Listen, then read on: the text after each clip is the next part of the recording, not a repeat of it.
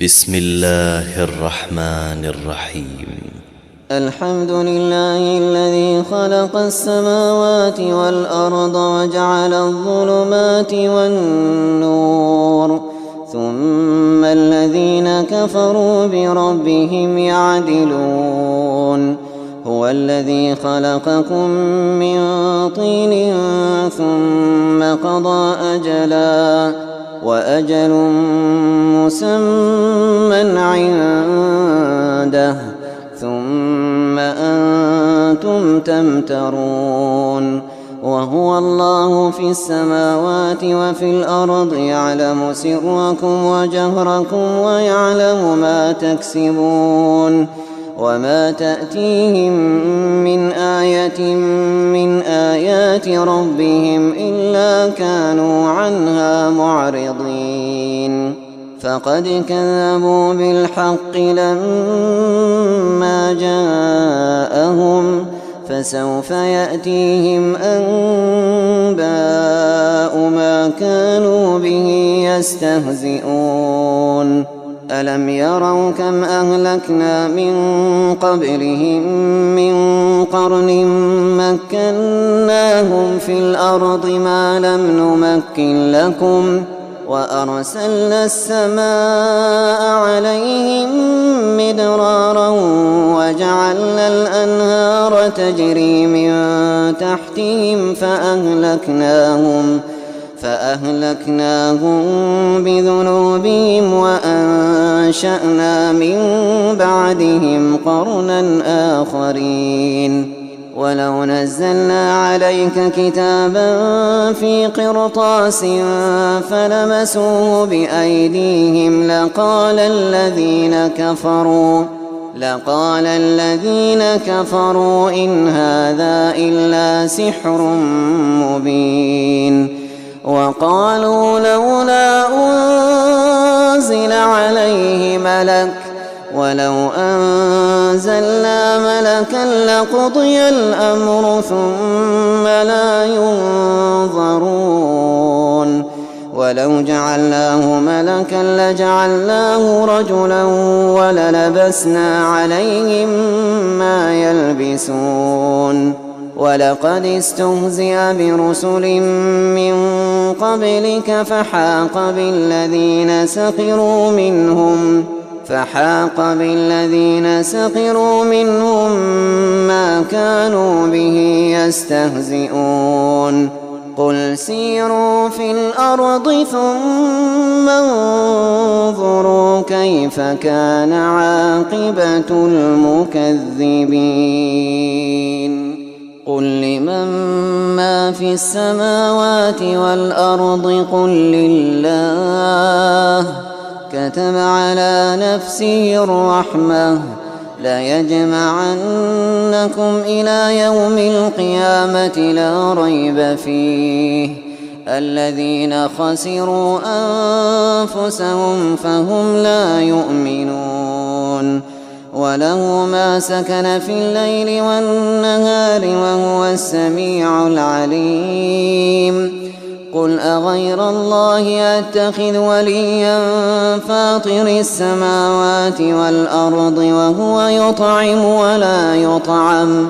قل إني أمرت أن أكون أول من أسلم ولا تكونن من المشركين. قل إني أخاف إن عصيت ربي عذاب يوم عظيم. من يصرف عنه يومئذ فقد رحمه وذلك الفوز المبين. وإن يمسسك الله بضر فلا كاشف له إلا هو وإن يمسسك بخير فهو على كل شيء قدير. وهو القاهر فوق عباده وهو الحكيم الخبير. قل أي شيء أكبر شهادة قل الله شهيد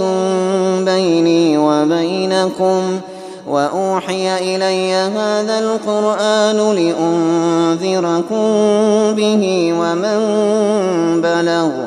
أئنكم لتشهدون أن مع الله آلهة أخرى قل لا أشهد قل إنما هو إله واحد وإنني بريء مما تشركون الذين آتيناهم الكتاب يعرفونه كما يعرفون أبناءهم الذين خسروا أنفسهم فهم لا يؤمنون ومن أظلم ممن افترى على الله كذبا أو كذب بآياته إنه لا يفلح الظالمون ويوم نحشرهم جميعا ثم نقول للذين أشركوا أين شركاؤكم الذين كنتم تزعمون ثم لم تكن فتنتهم إلا أن قالوا والله ربنا ما كنا مشركين انظر كيف كذبوا على أنفسهم وضل عنهم ما كانوا يفترون ومنهم من يستمع إليك وجعلنا على قلوبهم أكنة أن يفقهوه وفي آذانهم وقرا وإن يروا كل آية لا يؤمنوا بها حتى إذا جاءوك يجادلونك يقول الذين كفروا إن هذا إلا أساطير الأولين وهم ينهون عنه وينأون عنه وإن يهلكون إلا أنفسهم وما يشعرون ولو ترى إذ وقفوا على النار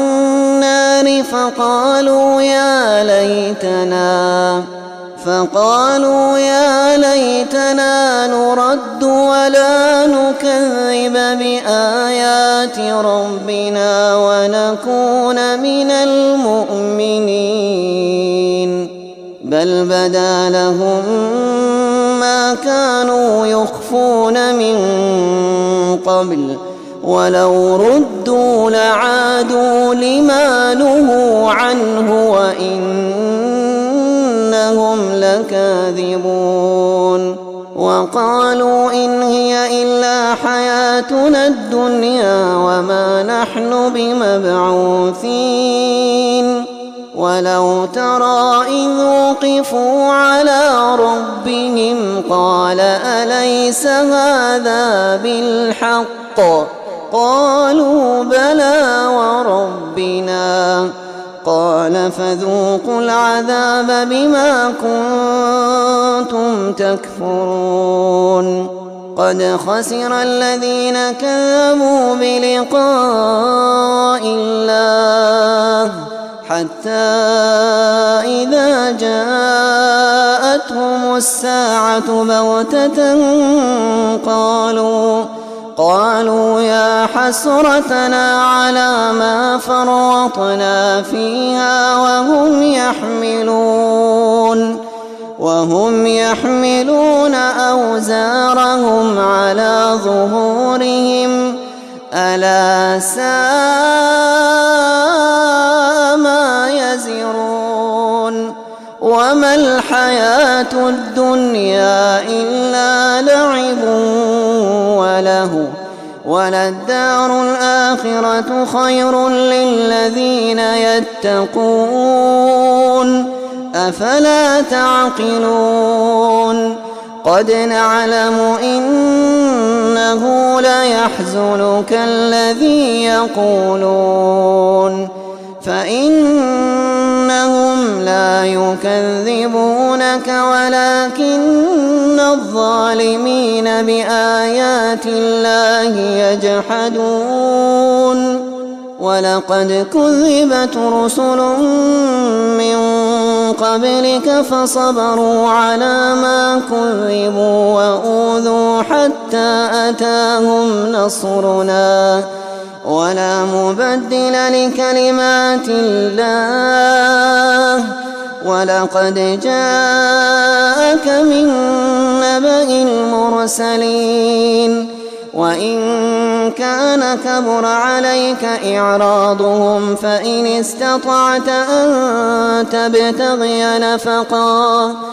فإن استطعت أن تبتغي نفقا في الأرض أو سلما في السماء فتأتيهم بآية ولو شاء الله لجمعهم على الهدى فلا تكونن من الجاهلين إنما يستجيب الذين يسمعون والموتى يبعثهم الله ثم إليه يرجعون وقالوا لولا نزل عليه آية من ربه قل إن الله قادر على أن ينزل آية ولكن أكثرهم لا يعلمون وما من دابة في الأرض ولا طائر يطير بجناحيه إلا أمثالكم ما فرطنا في الكتاب من شيء ثم إلى ربهم يحشرون والذين كذبوا بآياتنا صم وبكم في الظلمات من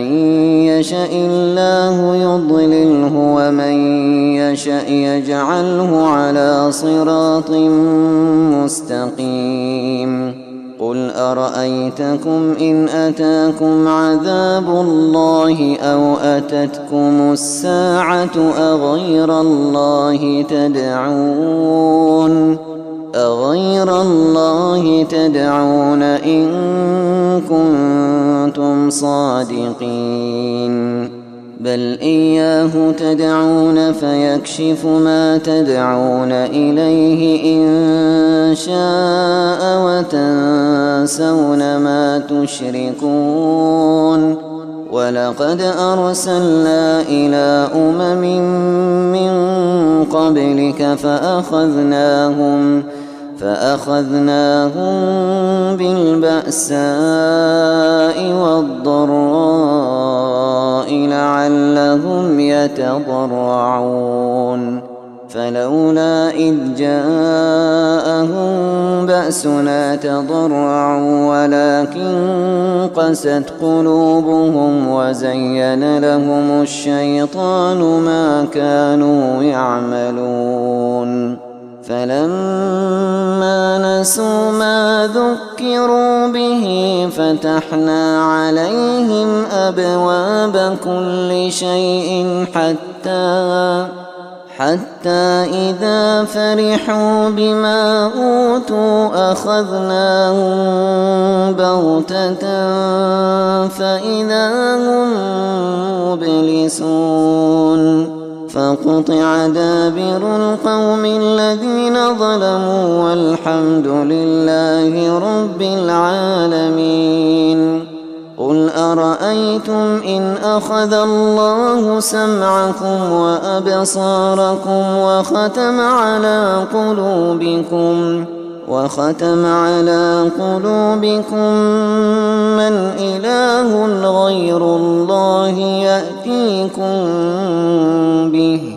انظر كيف نصرف الآيات ثم هم يصدفون قل أرأيتكم إن أتاكم عذاب الله بغتة أو جهرة هل يهلك إلا القوم الظالمون وما نرسل المرسلين إلا مبشرين ومنذرين فمن آمن وأصلح فلا خوف عليهم ولا هم يحزنون والذين كذبوا بآياتنا يمسهم العذاب بما كانوا يفسقون قل لا أقول لكم عندي خزائن الله ولا أعلم الغيب ولا أقول لكم إني ملك إن أتبع إلا ما يوحى إلي قل هل يستوي الأعمى والبصير أفلا تتفكرون وأنذر به الذين يخافون أن يحشروا إلى ربهم ليس لهم من دونه ولي ولا شفيع لعلهم يتقون ولا تطرد الذين يدعون ربهم بالغداة والعشي يريدون وجهه ما عليك من حسابهم من شيء وما من حسابك عليهم من شيء فتطردهم فتكون من الظالمين وكذلك فتنا بعضهم ببعض ليقولوا أهؤلاء من الله عليهم من بيننا أليس الله بأعلم بالشاكرين وإذا جاءك الذين يؤمنون بآياتنا فقل سلام عليكم كتب ربكم على نفسه الرحمة أنه من عمل منكم سوءا بجهالة ثم تاب من بعده وأصلح فأنه غفور رحيم وكذلك نفصل الآيات ولتستبين سبيل المجرمين قل إني نهيت أن أعبد الذين تدعون من دون الله قل لا أتبع أهواءكم قد ضللت إذا وما أنا من المهتدين قل إني على بينة من ربي وكذبتم به ما عندي ما تستعجلون به إن الحكم إلا لله يقص الحق وهو خير الفاصلين قل لو أن عندي ما تستعجلون به لقضي الأمر بيني وبينكم والله أعلم بالظالمين وعنده مفاتح الغيب لا يعلمها إلا هو ويعلم ما في البر والبحر وما تسقط من ورقة إلا يعلمها ولا حبة في ظلمات الأرض ولا رطب ولا يابس إلا في كتاب مبين وهو الذي يتوفاكم بالليل ويعلم ما جرحتم بالنهار ثم يبعثكم يبعثكم فيه ليقضى أجل مسمى ثم إليه مرجعكم ثم ينبئكم بما كنتم تعملون وهو القاهر فوق عباده ويرسل عليكم حفظة حتى إذا جاء أحدكم الموت توفته رسلنا وهم لا يفرطون ثم ردوا إلى الله مولاهم الحق ألا له الحكم وهو أسرع الحاسبين قل من ينجيكم من ظلمات البر والبحر تدعونه تضرعا وخفية لئن أنجانا من هذه لنكونن من الشاكرين قل الله ينجيكم منها ومن كل كرب ثم أنتم تشركون قل هو القادر على أن يبعث عليكم عذابا من فوقكم أو من تحت أرجلكم أو يلبسكم شيعا ويذيق بعضكم بأس بعض انظر كيف نصرف الآيات لعلهم يفقهون وكذب به قومك وهو الحق قل لست عليكم بوكيل لكل نبأ مستقر وسوف تعلمون وإذا رأيت الذين يخوضون في آياتنا فأعرض عنهم حتى يخوضوا في حديث غيره وإما ينسينك الشيطان فلا تقعد بعد الذكرى مع القوم الظالمين وما على الذين يتقون من حسابهم من شيء ولكن ذكرى لعلهم يتقون وذر الذين اتخذوا دينهم لعبا ولهوا وغرتهم الحياة الدنيا وذكر به أن تبسل نفس بما كسبت ليس لها من دون الله ولي ولا شفيع وإن تعدل كل عدل لا يؤخذ منها أولئك الذين أبسلوا بما كسبوا لهم شراب من حميم وعذاب أليم بما كانوا يكفرون قل أندعو من دون الله ما لا ينفعنا ولا يضرنا ونرد على أعقابنا بعد إذ هدانا الله كالذي استهوته الشياطين في الأرض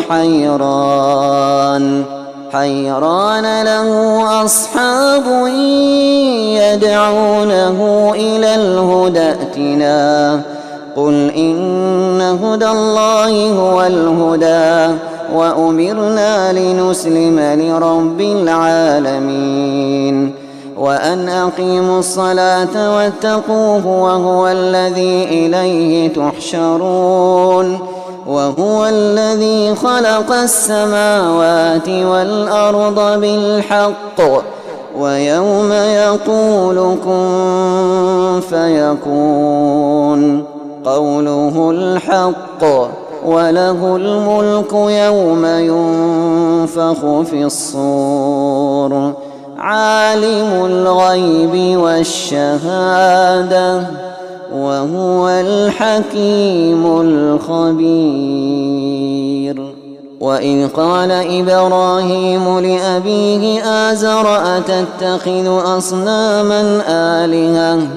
إني أراك وقومك في ضلال مبين وكذلك نري إبراهيم ملكوت السماوات والأرض وليكون من الموقنين فلما جن عليه الليل رأى كوكبا قال هذا ربي فلما أفل قال لا أحب الآفلين فلما رأى القمر بازغا قال هذا ربي فلما أفل قال لئن لم يهدني ربي لأكونن من القوم الضالين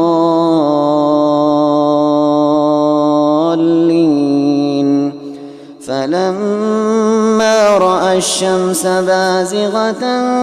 قال هذا ربي هذا أكبر فلما أفلت قال يا قوم إني بريء مما تشركون إني وجهت وجهي للذي فطر السماوات والأرض حنيفا وما أنا من المشركين وحاجه قومه قال أتحاجوني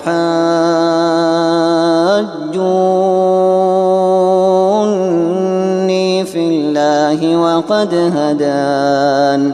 ولا أخاف ما تشركون به إلا أن يشاء ربي شيئا وسع ربي كل شيء علما أفلا تتذكرون وكيف أخاف ما أشركتم ولا تخافون أنكم أشركتم بالله ما لم ينزل به عليكم سلطانا فأي الفريقين أحق بالأمن إن كنتم تعلمون الذين آمنوا ولم يلبسوا إيمانهم بظلم أولئك لهم الأمن وهم مهتدون وتلك حجتنا آتيناها إبراهيم على قومه نرفع درجات من نشاء إن ربك حكيم عليم ووهبنا له إسحاق ويعقوب كلا هدينا ونوحا هدينا من قبل ومن ذريته داود وسليمان وأيوب ويوسف وموسى وهارون وكذلك نجزي المحسنين وزكريا ويحيى وعيسى وإلياس كل من الصالحين وإسماعيل واليسع ويونس ولوطا وكلا فضلنا على العالمين ومن آبائهم وذرياتهم وإخوانهم واجتبيناهم وهديناهم إلى صراط مستقيم ذلك هدى الله يهدي به من يشاء من عباده ولو أشركوا لحبط عنهم ما كانوا يعملون أولئك الذين آتيناهم الكتاب والحكم والنبوة فإن يكفر بها هؤلاء فقد وكلنا بها قوما ليسوا بها بكافرين أولئك الذين هدى الله فبهداه مقتده قل لا أسألكم عليه أجرا إن هو إلا ذكرى للعالمين وما قدروا الله حق قدره إذ قالوا ما أنزل الله على بشر من شيء قل من أنزل الكتاب الذي جاء به موسى نورا وهدى للناس تجعلونه قراطيس تبدونها وتخفون كثيرا وعلمتم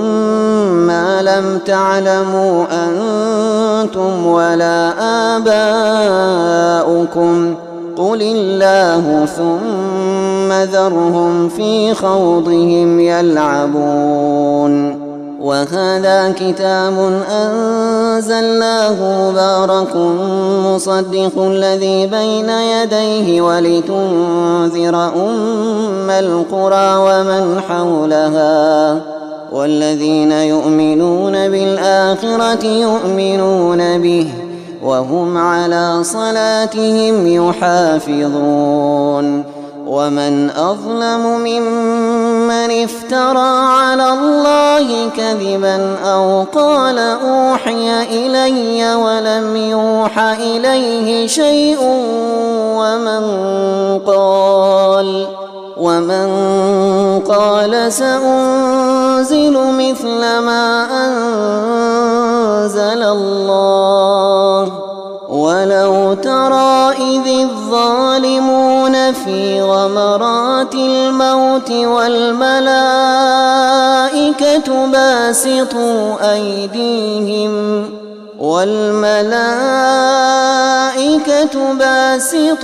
أيديهم أخرجوا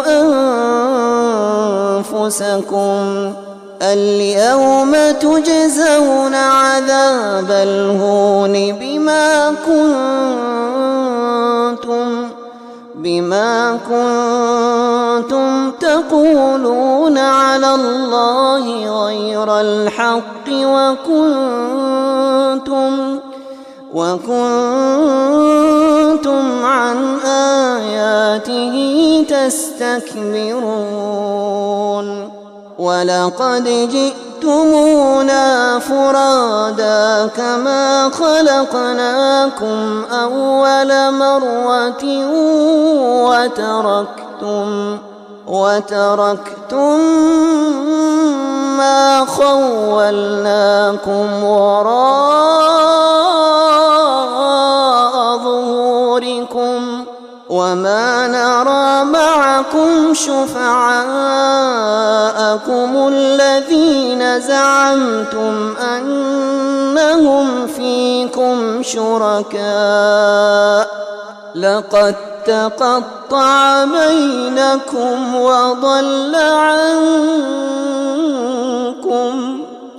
وضل عنكم ما كنتم تزعمون إن الله فالق الحب والنوى يخرج الحي من الميت ومخرج الميت من الحي ذلكم الله فأنى تؤفكون فالق الإصباح وجعل الليل سكنا والشمس والقمر حسبانا ذلك تقدير العزيز العليم وهو الذي جعل لكم النجوم لتهتدوا بها في ظلمات البر والبحر قد فصلنا الآيات لقوم يعلمون وهو الذي أنشأكم من نفس واحدة فمستقر ومستودع قد فصلنا الآيات لقوم يفقهون وهو الذي أنزل من السماء ماء فأخرجنا به نبات كل شيء فأخرجنا منه خضرا نخرج منه حبا متراكبا ومن النخل من طلعها قنوان دانية وجنات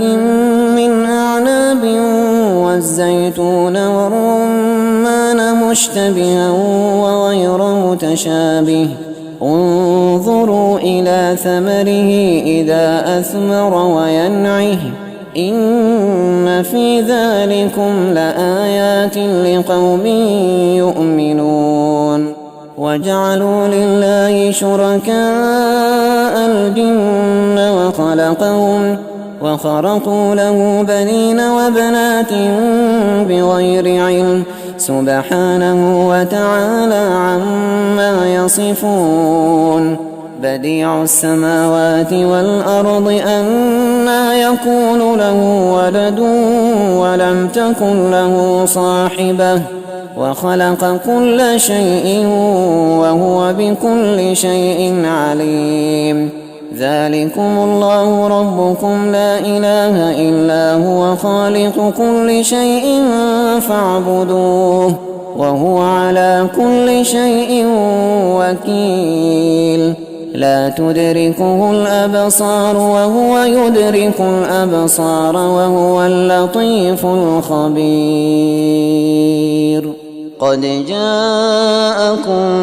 بصائر من ربكم فمن أبصر فلنفسه ومن عمي فعليها وما أنا عليكم بحفيظ وكذلك نصرف الآيات وليقولوا درست ولنبينه لقوم يعلمون اتبع ما أوحي إليك من ربك لا إله إلا هو وأعرض عن المشركين ولو شاء الله ما أشركوا وما جعلناك عليهم حفيظا وما أنت عليهم بوكيل ولا تسبوا الذين يدعون من دون الله فيسبوا الله عدوا بغير علم كذلك زينا لكل أمة عملهم ثم إلى ربهم مرجعهم فينبئهم بما كانوا يعملون وأقسموا بالله جهد أيمانهم لئن جاءتهم آية ليؤمنن بها قل إنما الآيات عند الله وما يشعركم أنها إذا جاءت لا يؤمنون ونقلب أفئدتهم وأبصارهم كما لم يؤمنوا به أول مرة ونذرهم في طغيانهم يعمهون ولو أننا نزلنا إليهم الملائكة وكلمهم الموتى وحشرنا عليهم كل شيء قبلا ما كانوا ليؤمنوا إلا أن يشاء الله ولكن أكثرهم يجهلون وكذلك جعلنا لكل نبي عدوا شياطين الإنس والجن يوحي بعضهم إلى بعض زخرف القول غرورا ولو شاء ربك ما فعلوه فذرهم وما يفترون ولتصغى إليه أفئدة الذين لا يؤمنون بالآخرة وليرضوه وليقترفوا ما هم مقترفون. أفغير الله أبتغي حكما وهو الذي أنزل إليكم الكتاب مفصلا والذين آتيناهم الكتاب يعلمون أنه منزل من ربك بالحق فلا تكونن من الممترين. وتمت كلمة ربك صدقا وعدلا لا مبدل لكلماته وهو السميع العليم. وإن تطع أكثر من في الأرض يضلوك عن سبيل الله إن يتبعون إلا الظن وإن هم إلا يخرصون. إن ربك هو أعلم من يضل عن سبيله وهو أعلم بالمهتدين. فكلوا مما ذكر اسم الله عليه إن كنتم بآياته مؤمنين. وما لكم ألا تأكلوا مما ذكر اسم الله عليه وقد فصل لكم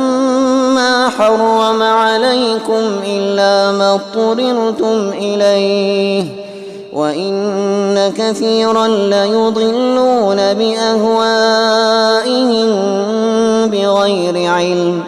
إن ربك هو أعلم بالمعتدين. وذروا ظاهر الإثم وباطنه إن الذين يكسبون الإثم سيجزون بما كانوا يقترفون. ولا تأكلوا مما لم يذكر اسم الله عليه وإنه لفسق وإن الشياطين ليوحون إلى أوليائهم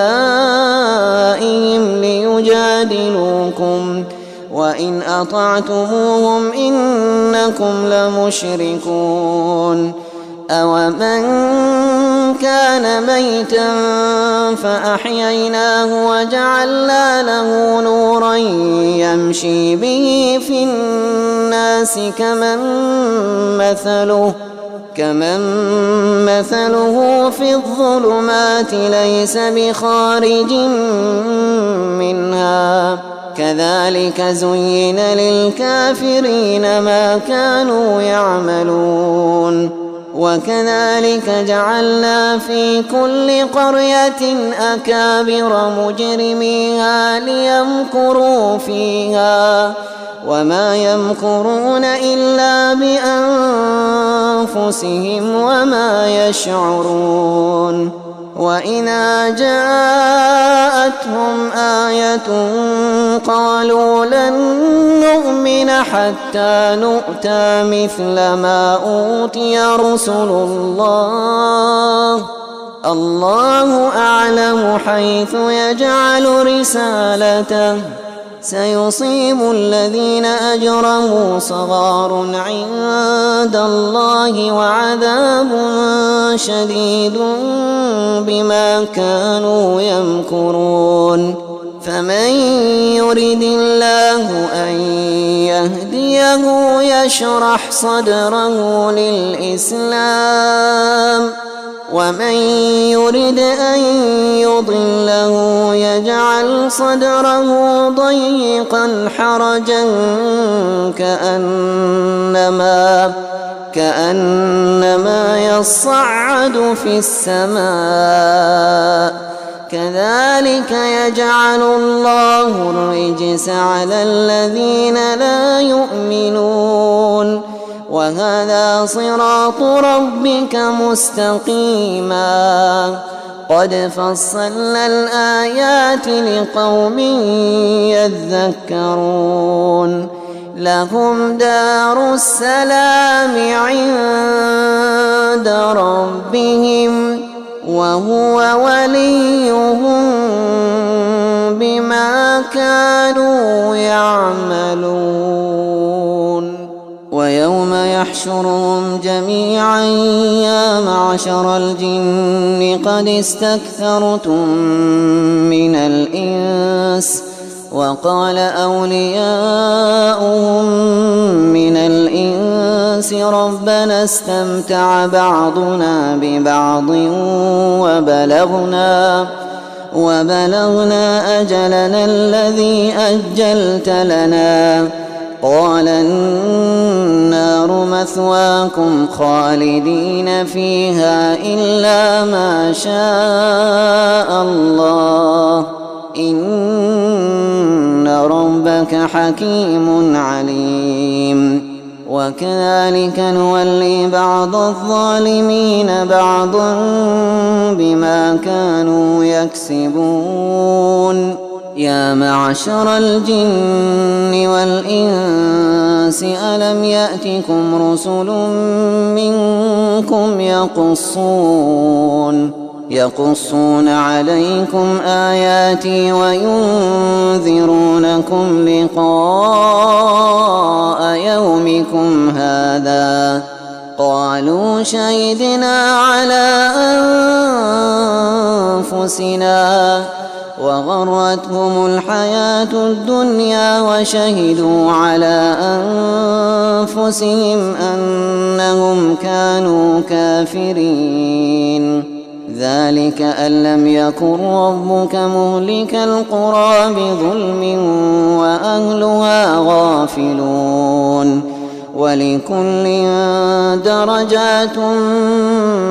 مما عملوا وما ربك بغافل عما يعملون وربك الغني ذو الرحمة إن يشأ يذهبكم ويستخلف من بعدكم ما يشاء كما أنشأكم من ذرية قوم آخرين إنما توعدون لآت وما أنتم بمعجزين قل يا قوم اعملوا على مكانتكم إني عامل فسوف تعلمون من تكون له عاقبة الدار إنه لا يفلح الظالمون وجعلوا لله مما ذرأ من الحرث والأنعام نصيبا فقالوا هذا لله بزعمهم وهذا لشركائنا فما كان لشركائهم فلا يصل إلى الله وما كان لله فهو يصل إلى شركائهم ساء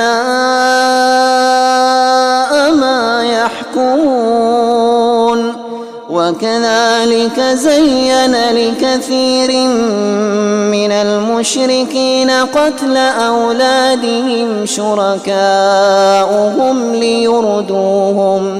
ليردوهم وليلبسوا عليهم دينهم ولو شاء الله ما فعلوه فذرهم وما يفترون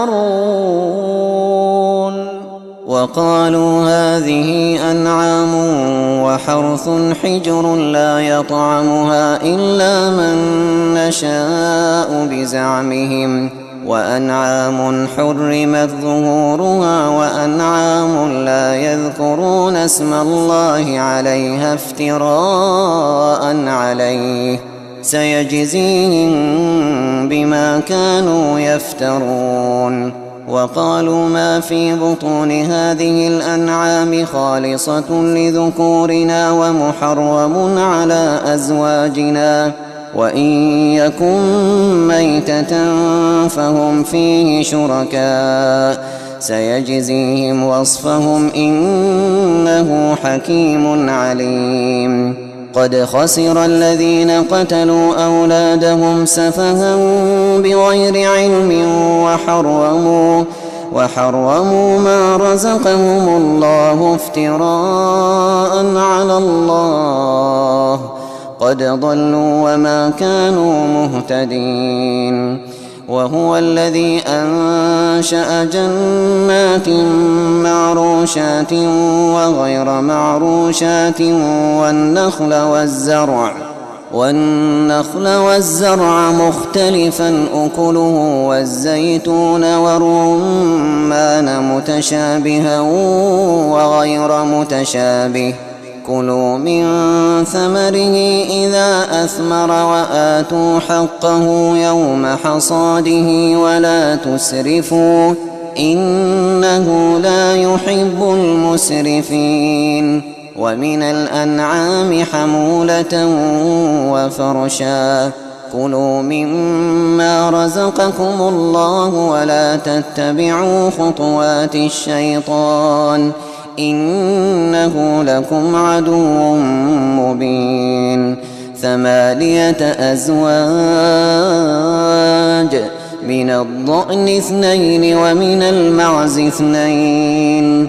قل آذكرين حرم أم الأنثيين أما اشتملت عليه أرحام الأنثيين نبئوني بعلم إن كنتم صادقين. ومن الإبل 2 ومن البقر 2 قل آذكرين حرم أم الأنثيين أما اشتملت عليه أرحام الأنثيين أم كنتم شهداء إذ وصاكم الله بهذا فمن أظلم ممن افترى على الله كذبا ليضل الناس بغير علم إن الله لا يهدي القوم الظالمين. قل لا أجد فيما أوحي إلي محرما على طاعم يطعمه إلا أن يكون ميتة أو دما مسفوحا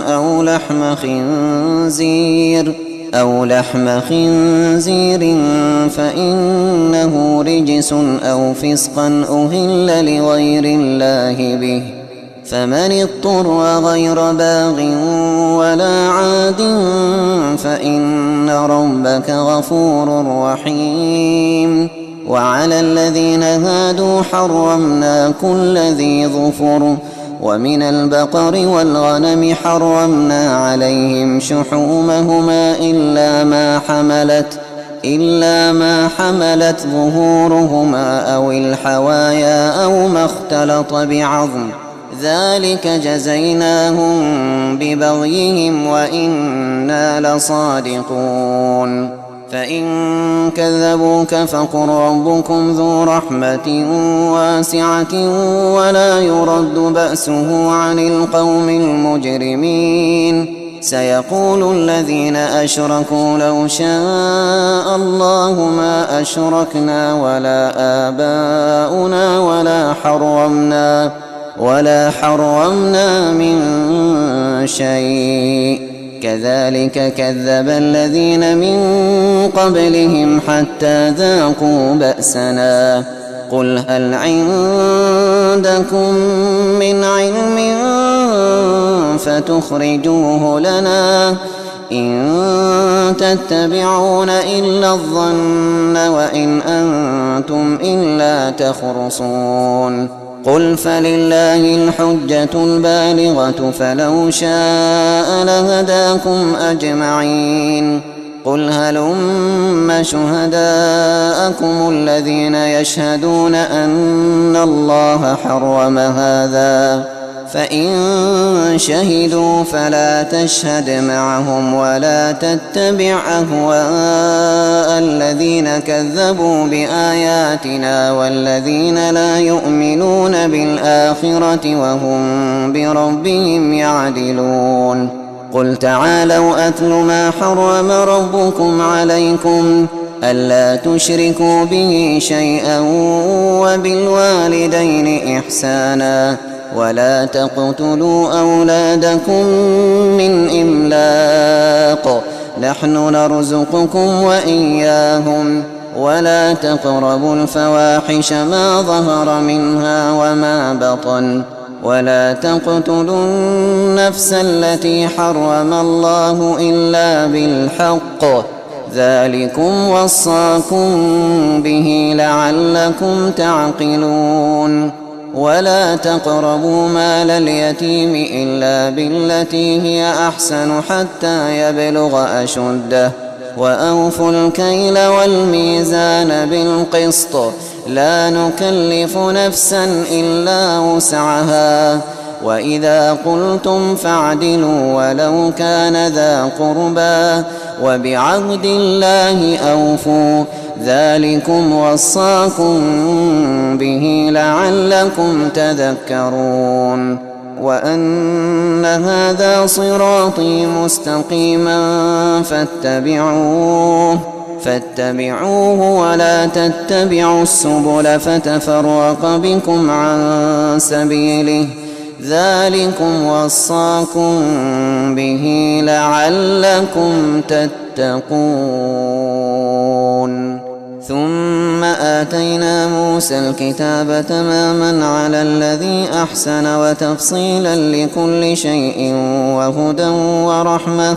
وهدى ورحمة لعلهم بلقاء ربهم يؤمنون وهذا كتاب أنزلناه مبارك فاتبعوه واتقوا لعلكم ترحمون أن تقولوا إنما أنزل الكتاب على طائفتين من قبلنا وإن كنا عن دراستهم لغافلين أو تقولوا لو أنا أنزل علينا الكتاب لكنا أهدى منهم فقد جاءكم بينة من ربكم وهدى ورحمة فمن أظلم ممن كذب بآيات الله وصدف عنها سنجزي الذين يصدفون عن آياتنا سوء العذاب بما كانوا يصدفون هل ينظرون إلا أن تأتيهم الملائكة أو يأتي ربك أو يأتي بعض آيات ربك يوم يأتي بعض آيات ربك لا ينفع نفسا إيمانها لم تكن آمنت من قبل أو كسبت في إيمانها خيرا قل انتظروا إنا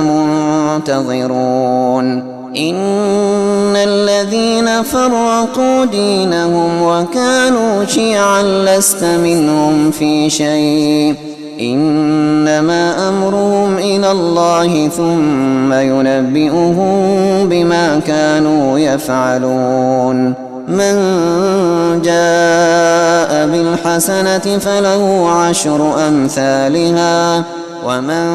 جاء بالسيئة فلا يجزى إلا مثلها وهم لا يظلمون قل إنني هداني ربي إلى صراط